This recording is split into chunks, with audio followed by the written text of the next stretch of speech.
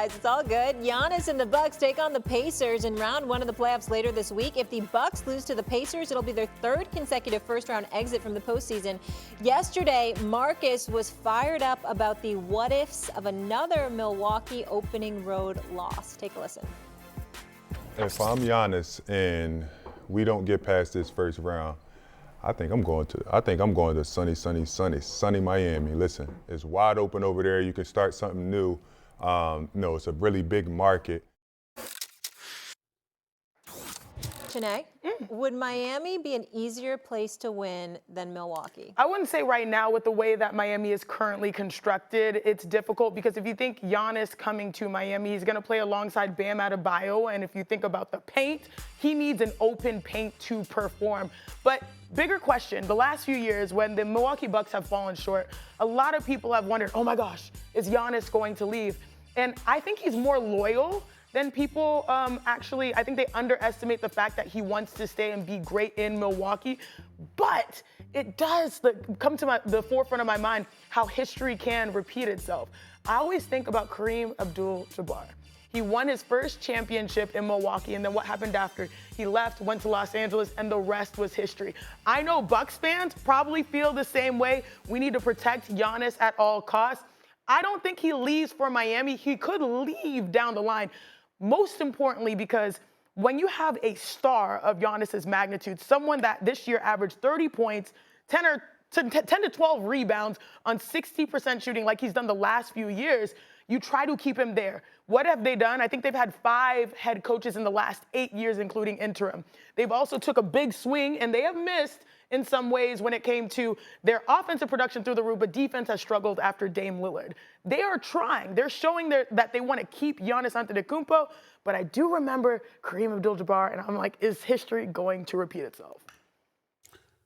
I'm staying in Milwaukee if I'm Giannis. Clearly, I'm not talking about quality of life, okay? South Beach, Milwaukee, there's nothing to debate there. But the point is, it ain't nothing to debate, my brother. It is night and day.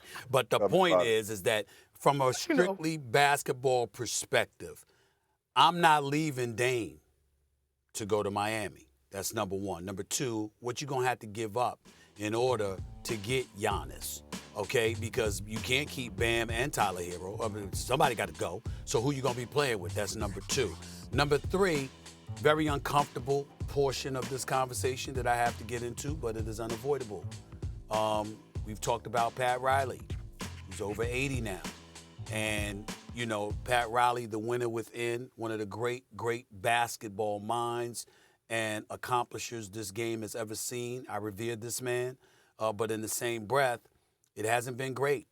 Jimmy Butler walking out the door. May not be all Pat Riley's fault, but some of it was.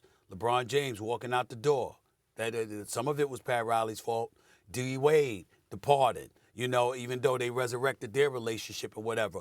That wasn't the greatest thing in the world, you know, and in the meantime that, you know, those things have happened, you know, you bring the Andre Iguodala's and the Kevin Loves there, you know, when others weren't taken care of. You got to think about all of those things right now. And I only bring that up to say, you know, at some point in time, there has to be a discussion about change in Miami. Now, Pat Riley has earned the right to dictate to some degree when that happens. And Mickey Harrison, the owner, and his son Nick, they're going to make that decision.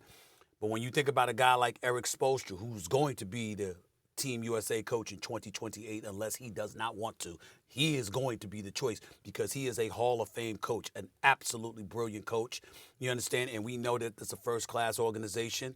But you might need some new blood because when you're thinking about Giannis, that's a long-term decision. And when you're looking at Pat Riley, who's over 80, no, you're not thinking long-term. So who's that next person going to be? What's their vision? You going to elevate Spoelstra? You going to make Spoelstra South Beach version of Brad Stevens? Because Brad Stevens, I mean, he was a damn good coach. But my God, what an executive he has proven to be. I love that idea, Boston. Stephen A. Yeah, so Eric Spoelstra might need to be that guy in Miami. I'm saying before you can talk about Giannis or the caliber of a Giannis, going to some place like South Beach, Miami has to get everything in order. And I agree with you, Stephen A. I still believe that when you are talking about a guy like Giannis that possibly can go there, right? You have to think about changing the front office, right? That analogy with Spo and Brad Stevens, I was with Brad Stevens in Boston, and he was a great coach, but he's better upstairs, right? Because he still has his hands in everything. But a guy like Giannis will get you to change the culture. And I don't think you have to really change it a lot because Giannis is one of those guys that probably fit the Heat culture really well, right? He's a no-nonsense guy. He's coming to play every night. Yeah. He doesn't have no off-the-court issues. So I think the fit is perfect. And by him going there, I think he will recruit other talent to get there. Oh, that's actually, you're convincing me a little bit. It's one thing not to have off-the-court issues in Milwaukee. Ain't nobody going to have that. But in Miami, it could be. Not Giannis. I'm not talking about. I'm just talking generality. I'm just talking about generality. Let's not speak it into anybody existence. specific. I'm just saying Miami, Milwaukee. It's two different worlds. I'm on